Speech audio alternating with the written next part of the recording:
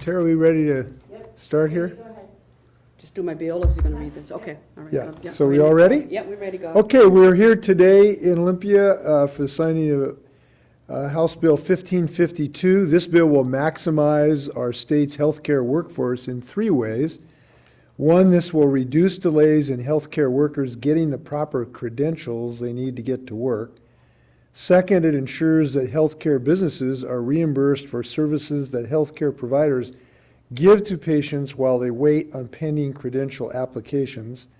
Third, this bill permits managed care organizations to use substitute healthcare providers when they file new positions or need to cover absences. Thanks to Representative Lori Dolan. With that, I'm signing this bill. Okay, thank you. Yep. Here we go for Lori. That's Lori's bill there. Make sure she washes her hands before she handles it, though. Yes. Yes, you're right. There we go.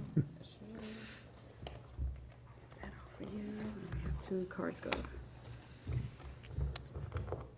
We're here for Senate House Bill 2099. This bill creates greater telehealth access in our behavioral health system by creating the option for designated crisis responders to evaluate patients through video technology.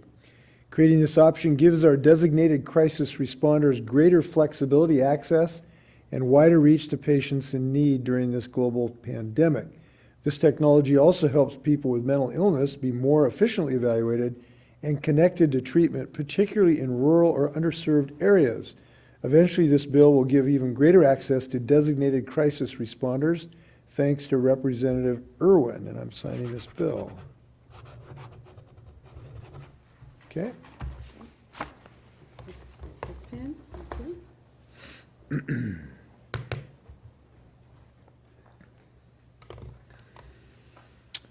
This House Bill 2739, this bill allows state workers and school district employees who need to isolate or quarantine because of infection or exposure to COVID-19 to use shared leave. This bill also makes several changes to the shared leave program. Thanks, Representative Kloba. Another very thoughtful bill.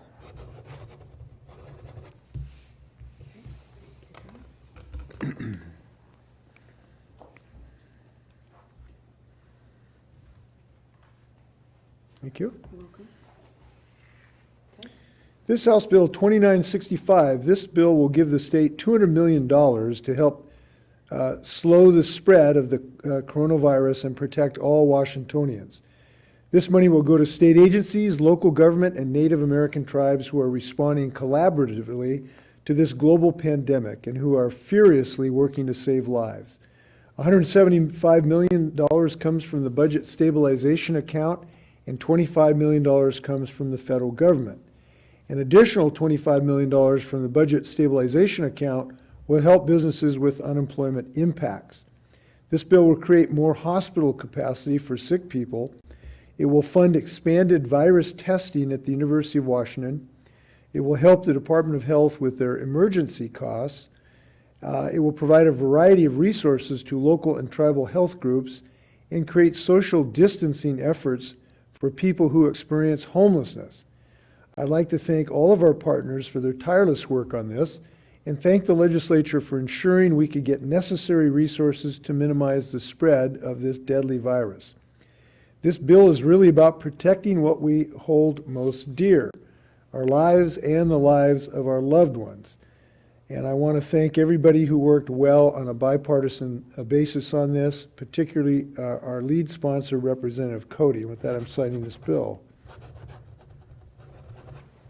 Okay.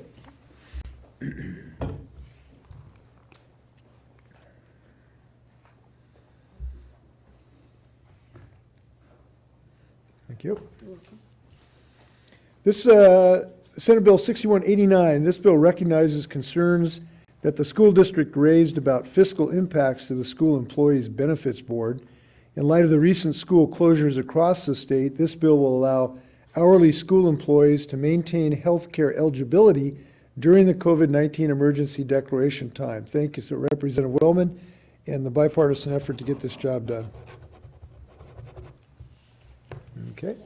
Can you hand me some Purell there? Absolutely. Yeah. There you are.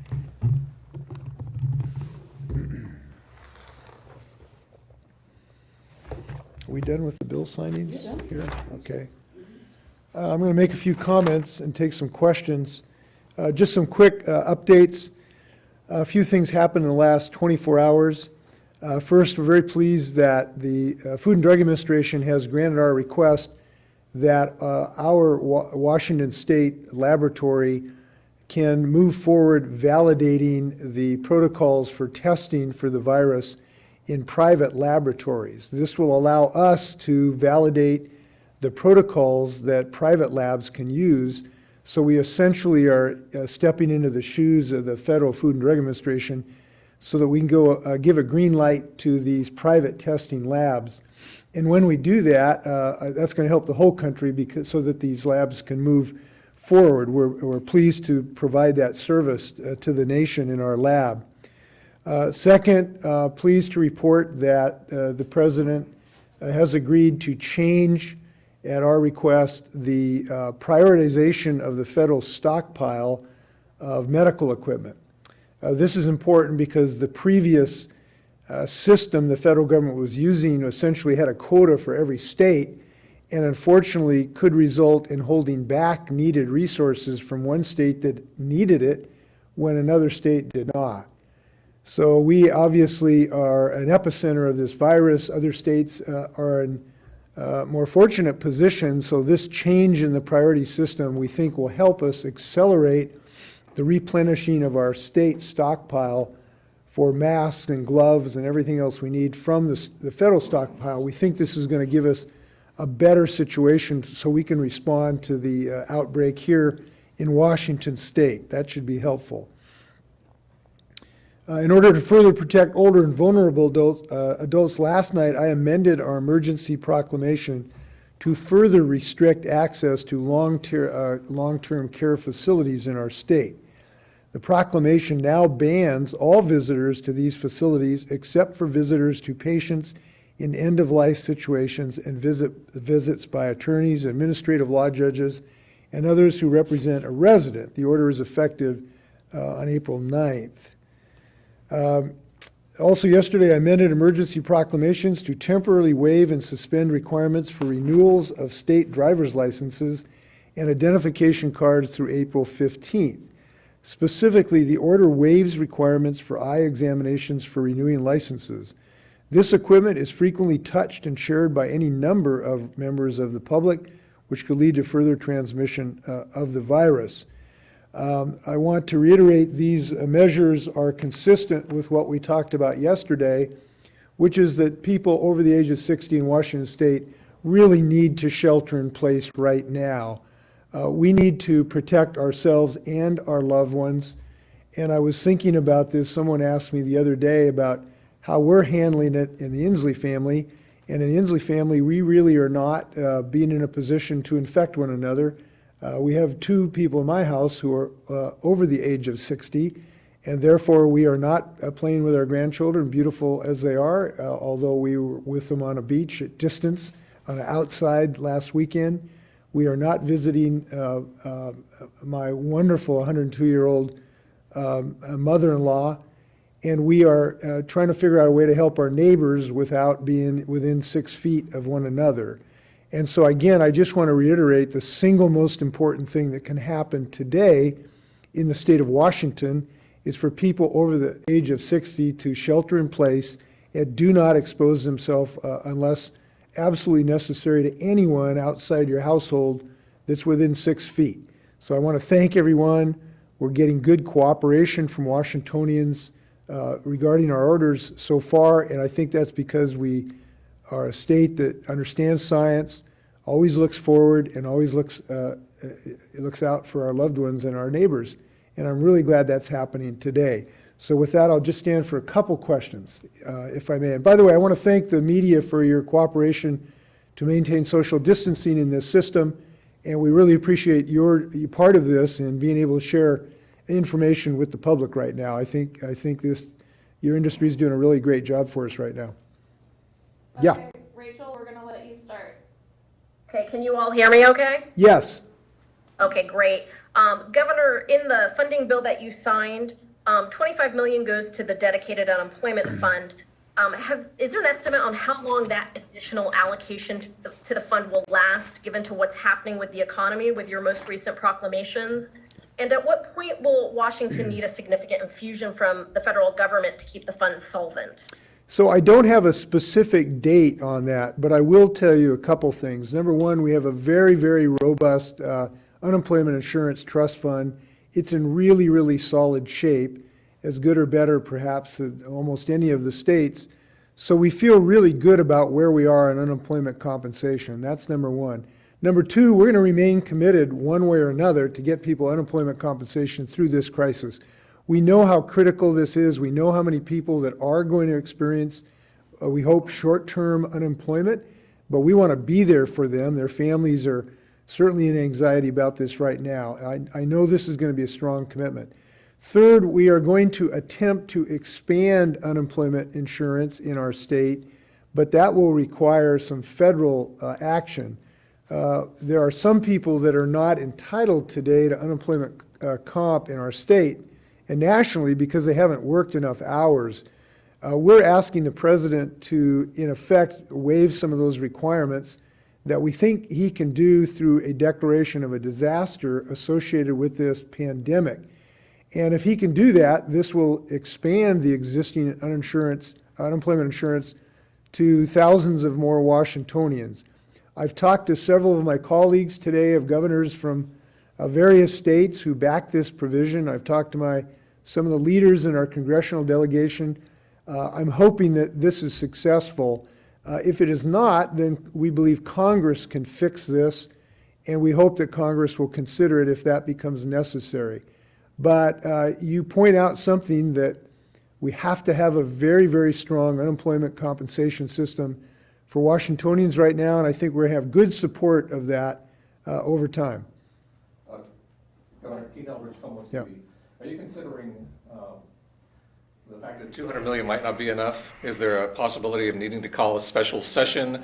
Is that feasible, and not having to have everybody come back here to do it telegraphically as far as increasing the amount? And what are your thoughts on the fact that you may need more money? Well, it is very possible that we will need further appropriations. And I'm confident that we're going to have people cooperate in that effort. As far as the ability to do that, we can call a special session at any time that becomes necessary, and I would be not reluctant to do so. As far as the mechanism for the legislature, I've asked the legislative leaders to be prepared to do their business, even if it has to use electronics to do that. And I'm sure that we can get this job done if, in fact, we need additional resources. Let's take somebody else from the phone. Okay, so we're going to Joe Sullivan with Seattle Times. Yeah, Governor, can you give me an update about your conversation yesterday with hospitals preparing for a surge capacity? And we know that there's emergency federal medical supplies in Yakima. Who will be figuring out when and where those get deployed? You're referring to Department of Defense assets, Joe? Is that what you're referring to? Services, the federal medical station. Yeah. We're working with the Department of Defense on that. I spoke to the Secretary of Defense this morning about how to allocate those resources and which Department of Defense resources to use. They have a variety of resources available to stand up medical hospitals, essentially, and we talked about different potential ones to use. We had a very positive discussion. We'll be having some communication with the White House about that, and I think I would predict that we're going to be getting real help from the Department of Defense, and that will be necessary. We are now in a very urgent moment of finding ways to both use existing resources and develop existing resources. Just one example, we are going to need more physicians, and we are going to need more nurses. And one of the things we're doing is we are finding a way to expedite retired medical professionals to come back into service, and nurses and physicians who might be in other states today to have an expedited process to get their license to come into the state. we are clearing that to be able to do that as fast as humanly possible. And by the way, we want to start to ask people who have medical training to start to think if they can become of assistance. I talked to a friend of mine who is a retired physician yesterday and about this. He gave me some good news. He thought there's going to be quite a number of people who are feeling either a sense of responsibility or a desire to volunteer, even if they get paid, that we really are going to need. And I would ask people out there who are medical professionals to start to think how they might be able to help us in this regard. Should they be thinking about that, there is a voluntary coordinator they can call. When I say volunteer, that means come into service. You'll still get paid, but you're volunteering to come into that service. And I'm turning to someone who might have that phone number, and nobody has it at the moment, but we'll make that available to the press as to how to get a hold into that tranche. We are looking at the physical characteristics we will need to have a more robust system, starting with beds. So we are now involved in procuring additional beds for our system. Our National Guard reported that we had a shipment that either has arrived or will shortly arrive, I think in excess of 1,000 beds, because there are thousands that we are likely to need. We are in the midst of procuring a whole host of medical equipment, from ventilators to masks to gloves, through the private distribution system. And we've got some good leads, if you will, about how to get access to the private distribution of some of this equipment. And our Emergency Operations Center is in charge of that, very vigorously pursuing any potential lead. We are also looking at alternative physical locations to boost our medical capacity. There haven't been decisions about that yet because we're trying to determine the best alternative way of standing up additional capacity.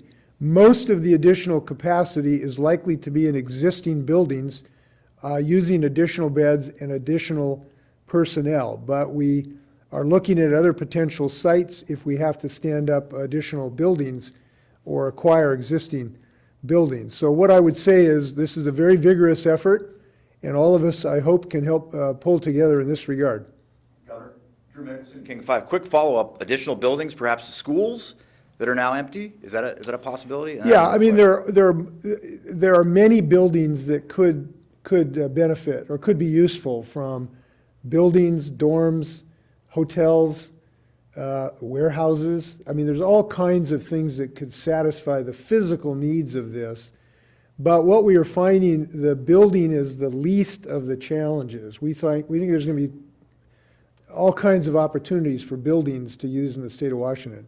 The bigger challenge is on the personnel, the nurses and physicians, the phlebotomists, the physician's assistants, and the equipment, ventilators, personal protection. Those are the most critical things that we have the biggest challenges in. The question I was going to ask was, you've signed this check, essentially.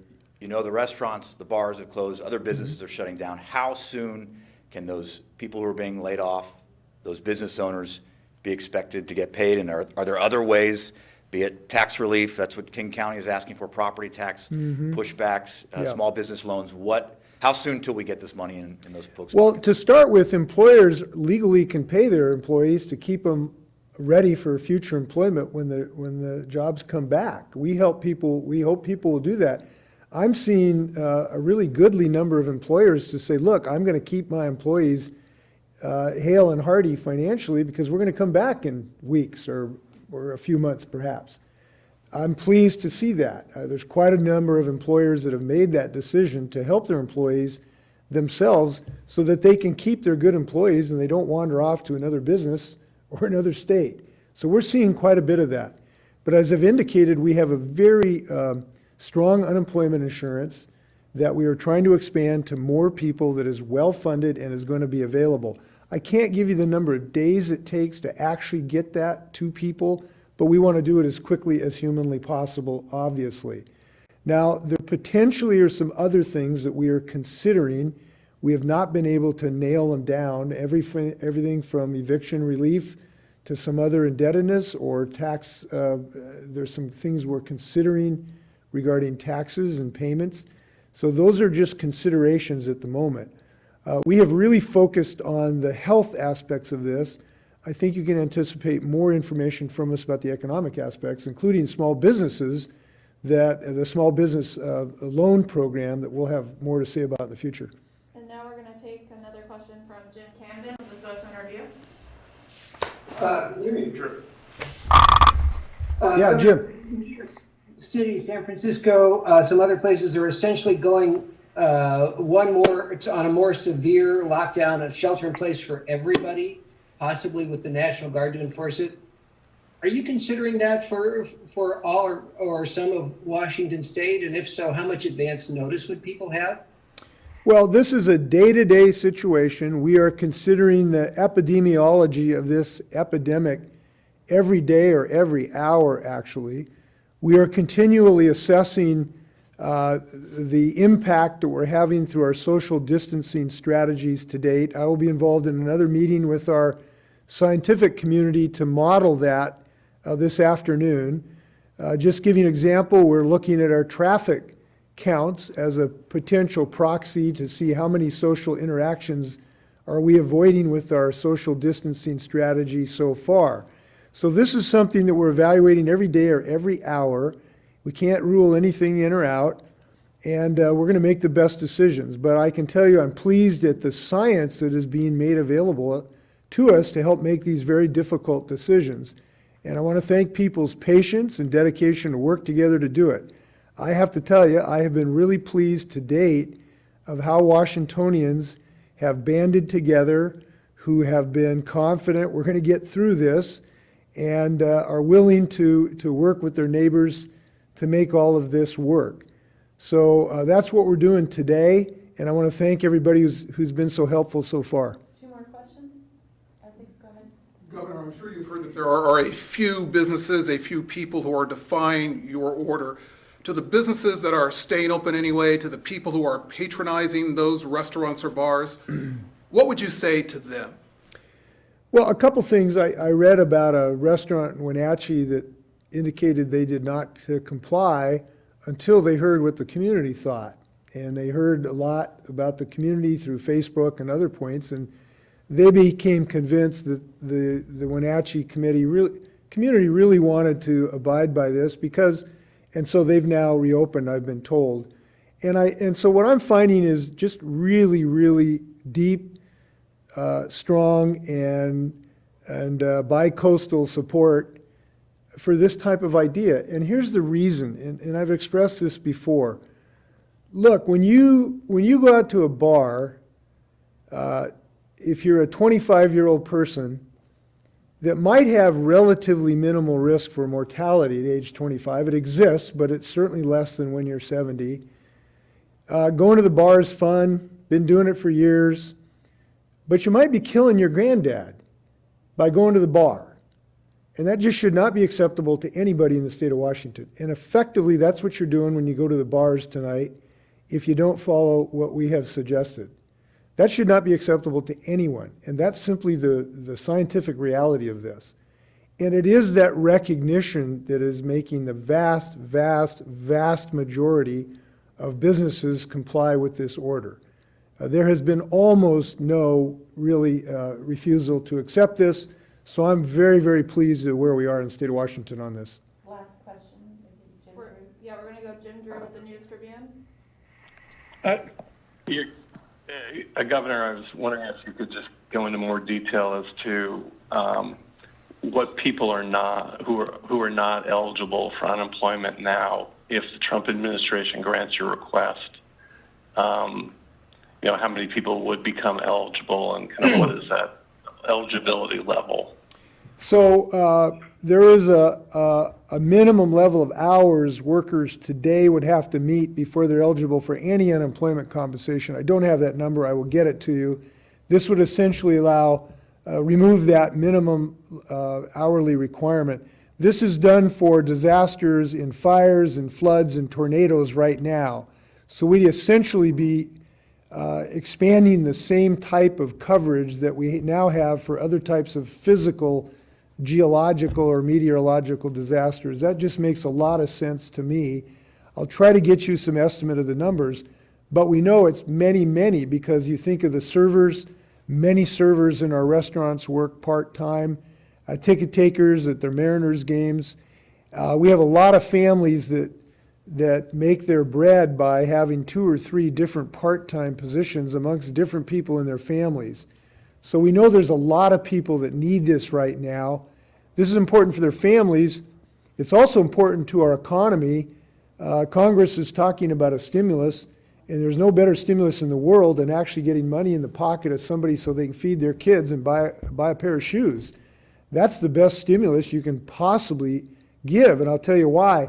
Some people said, no, it's better to give tax cuts for the rich. Well, I love the rich, but they don't spend their money. They put it into investments, some of which are not in the state of Washington. You give $500 to somebody who's unemployed as a server, that gets spent. So this is the best stimulus to stimulate economic growth that we can possibly imagine. So I hope that we could get this job done. Okay, one very last We're question. gonna do one more question from Hannah Scott. Kyra, were you? By the way, that last advice is shared by my economic advisors. There's very strong academic research which shows this is true, that $1 given to a working person so that they can buy shoes and pay their rent has a much greater stimulative impact on gross domestic product than $1 given at the higher end of the scale, because they actually spend it, and that's what we need right now. Hannah, final question?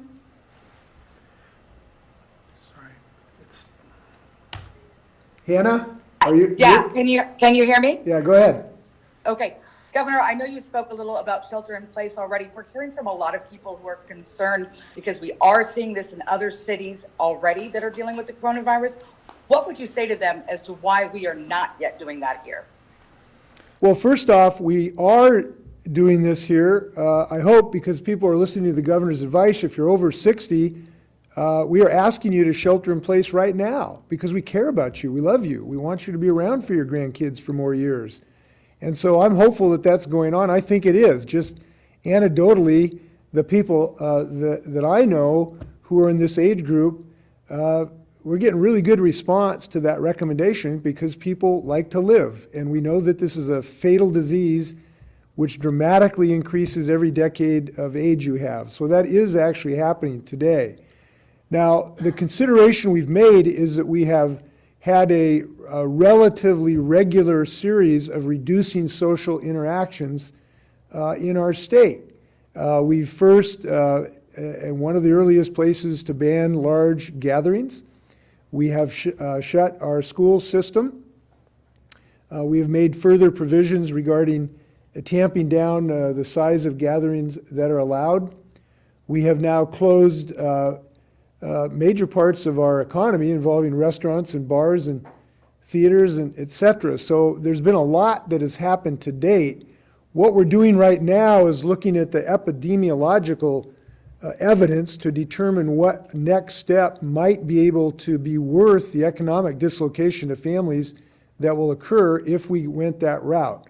And so we're looking at the science about that, and I'm confident we're going to have good science to review.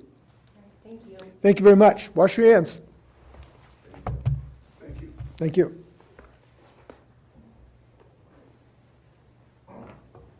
Thanks to the team who made that happen.